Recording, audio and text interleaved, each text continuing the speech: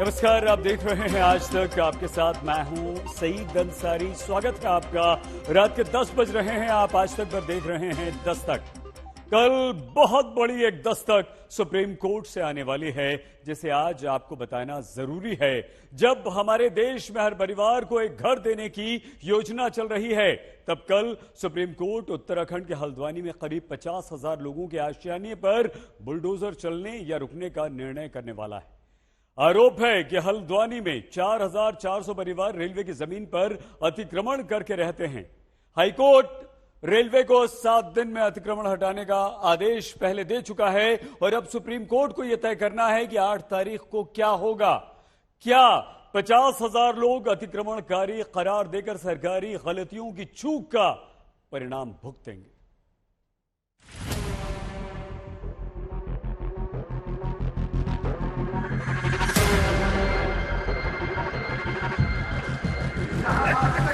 हमें तो 100-150 साल हो गए यहाँ रहते हुए। कहाँ जाएंगे सर? इतनी बड़ी आबादी है, 50,000 की आबादी है, कहीं किराए पे घर भी नहीं मिलेगा। रेलवे हमारी तो बढ़ रही है बस्ती की बदनीयती के कारण। इंशाल्लाह हमें उम्मीद है कि अल्लाह की इजाज़त से कि हमारे हक में फैसला होएगा और नहीं हुआ तो ये गरीब 50-60 हज़ार की आबादी कहाँ जाएगी? यहीं जीना है, यहीं मरना है। कम से कम किसी को हटाने से पहले उसका इंतजाम करना चाहिए। यहीं मर जाएंगे, यहीं पैदा हुए, यहीं मर जाएंगे, मकान में कब्र बन जाएगी हमारी। उत्तराखंड के हल्द्वानी पर पूरे देश की नजर लगी है। सब ये जानना चाहते हैं क्या हजारों लोगों की दुआएं अदालत में भी कबूल हो पाएंगी? क्या दुआ पढ़ते हुए जुड़े इन हाथों के आशियानों पर चलने वाला बुलडोजर रुक पाएगा? क्या दुआ पढ़ते हुए अपने घर के गिरने के खौफ में रोते लोगों के आंसू रुकेंगे?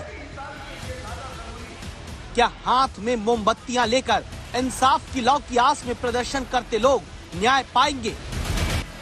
क्या हाथ में मशाल लेकर अपना घर बचाने का जुलूस निकालते लोगों की सुनी जाएगी? प्रशासन तो भारी पुलिस बल के साथ तैयारी कर चुका है। क्या कुछ ही दिन में और पुलिस बल बुलाकर घर तोड़ दिए जाएंगे? क्या रेलवे की जमीन पर अतिक्रमण की कीमत 50,000 लोग चुकाएंगे?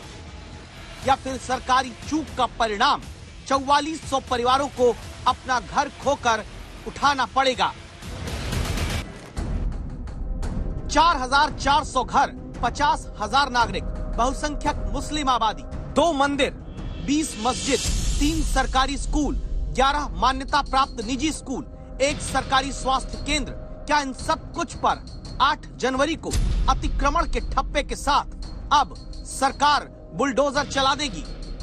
हमारी पैदाइश यहीं की है और हमारे दादा अफगानिस्तान से आए यहाँ पे। फादर भी यहीं पैदा हुए। दादा एक्सपायर कर गए 1867 में, 68 में। तो दादा की कब्र भी यहीं है। यहाँ के कब्रिस्तान में आप कह रहे हैं कि जी जी जी जी बिल्कुल पूरा डाटा लिखा हुआ है उसमें दादा का। तो हम जब से यहीं पे हैं, यहीं जीना है, यहीं मरना है, अब तो वापस नहीं जाना है।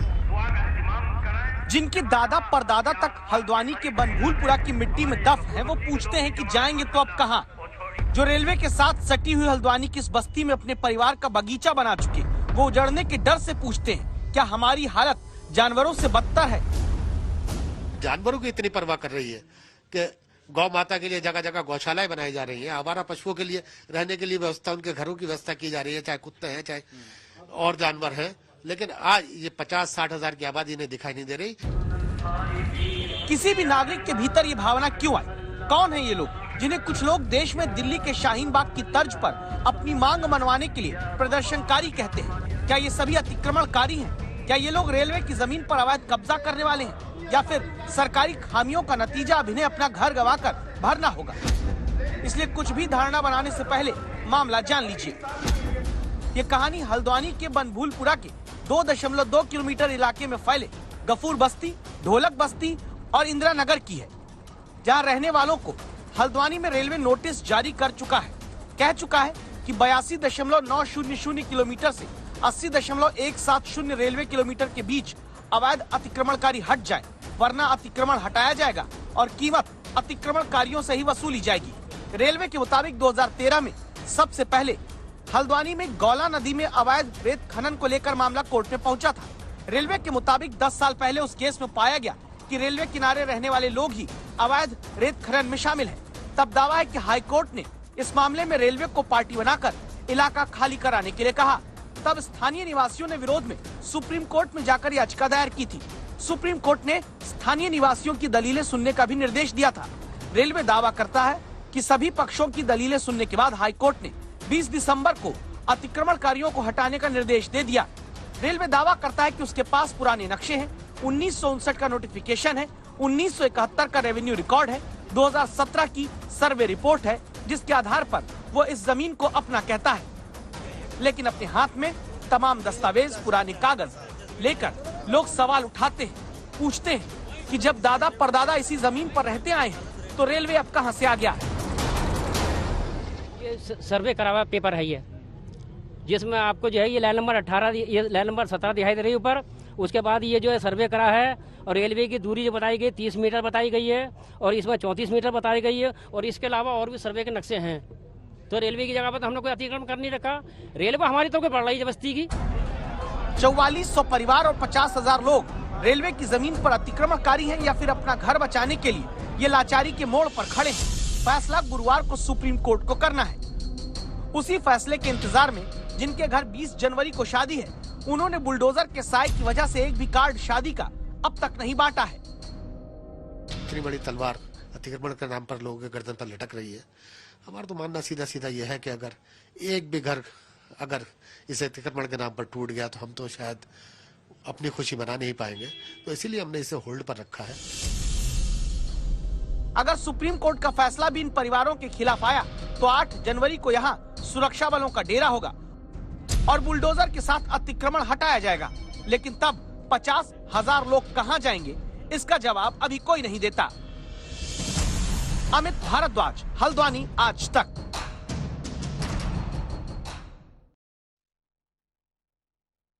इस इलाके में झुग्गियां भी हैं, पक्के मकान भी हैं और स्थानीय लोगों की दलील ये भी है कि इसी जमीन को हलफनामा देकर 2016 में तत्कालीन राज्य सरकार ने अपना बताया था।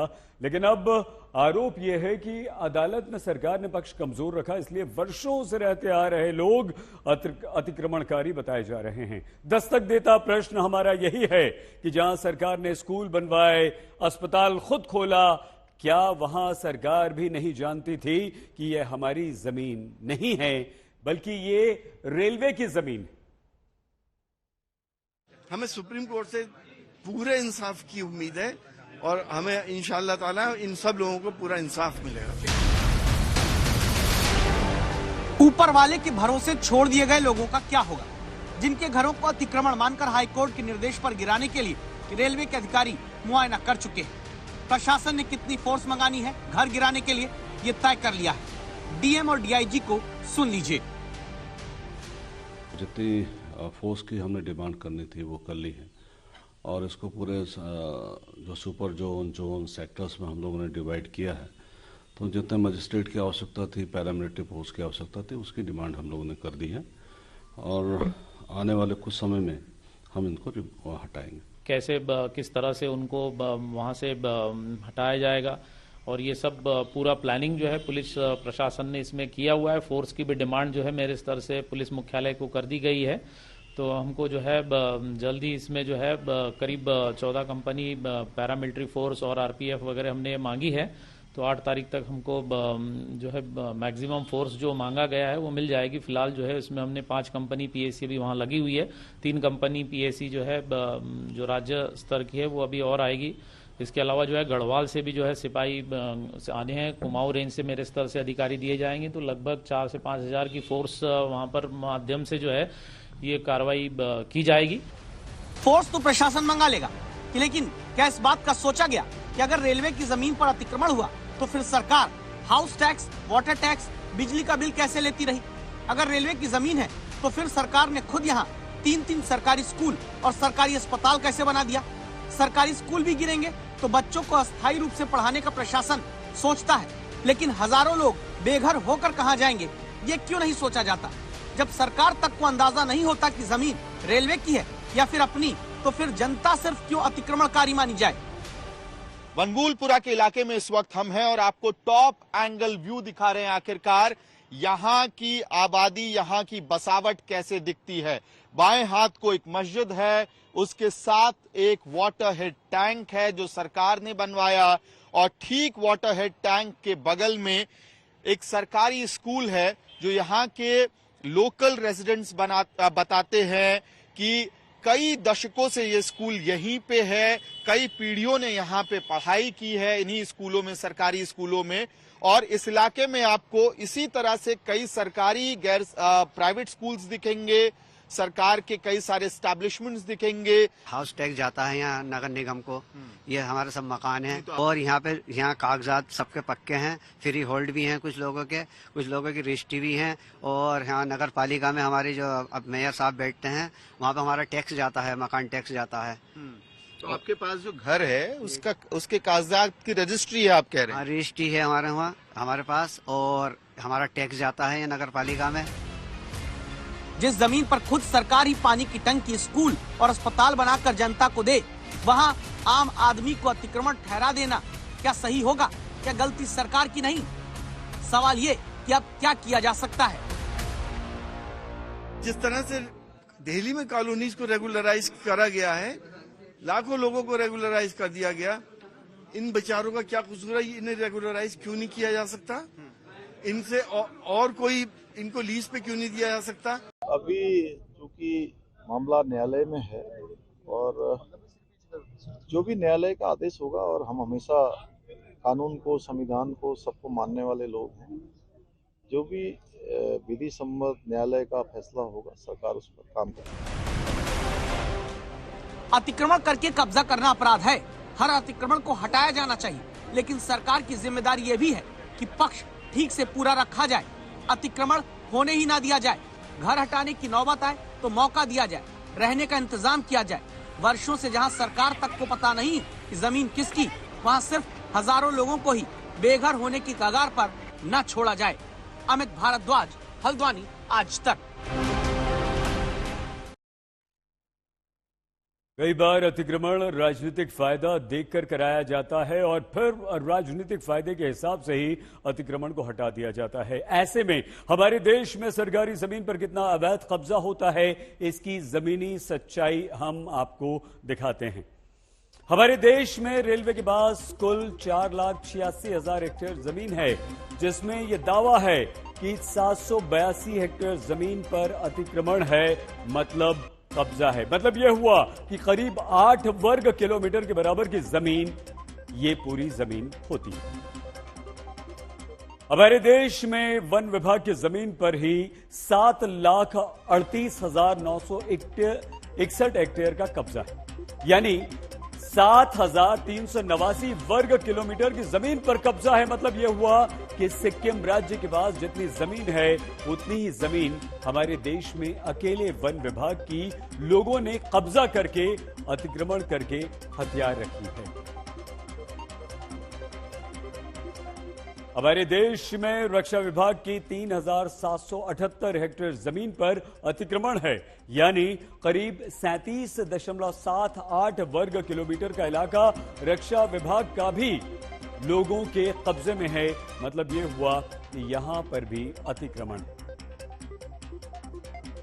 आप देख सकते हैं, ये हम आपको दिखा रहे हैं किस तरह से देश भर में कब्जा है और अतिक्रमण है, और वो भी सरकारी जमीन पर। असम में ही अकेले कुछ वर्ष पहले मंत्री ने बताया कि 6,652 वर्ग किलोमीटर की जमीन पर अतिक्रमण है। मतलब गोवा की दोगुनी जमीन अकेले असम में अतिक्रमण की चपेट में है। आप ये देखिए हमारे सामने, ये असम की बात हम आपको बता रहे हैं। हमारे देश में अतिक्रमण की जमीन पर यह हमारी रिपोर्ट है, 6,652 वर्ग किलोमीटर पर अतिक्रमण है। और आप देखिए कि गोवा की जमीन जितनी है पूरे राज्य की, उससे दोगुनी यहां पर है। आप हजारों लाख रुपए खर्च करके एयरलाइन से महंगा टिकट खरीदें, सफर के दौरान आपके साथ कुछ ऐसा हो जो न सिर्फ गैर कानूनी हो बल्कि अमानवीय और शर्मिंदगी की हदों को तोड़ने वाला हो, आपके सम्मान सुरक्षा पर अतिक्रमण करने वाला हो। क्या इसके बाद एयरलाइंस खुद आपको इंसाफ दिलाएंगी या फिर आपको न्याय के लिए अपनी लड़ाई खुद लड़नी होगी? इसी प्रश्न के साथ अगली खबर देखकर आपको दस्तक देना क्यों जरूरी है, देखिए हमारी इस रिपोर्ट में।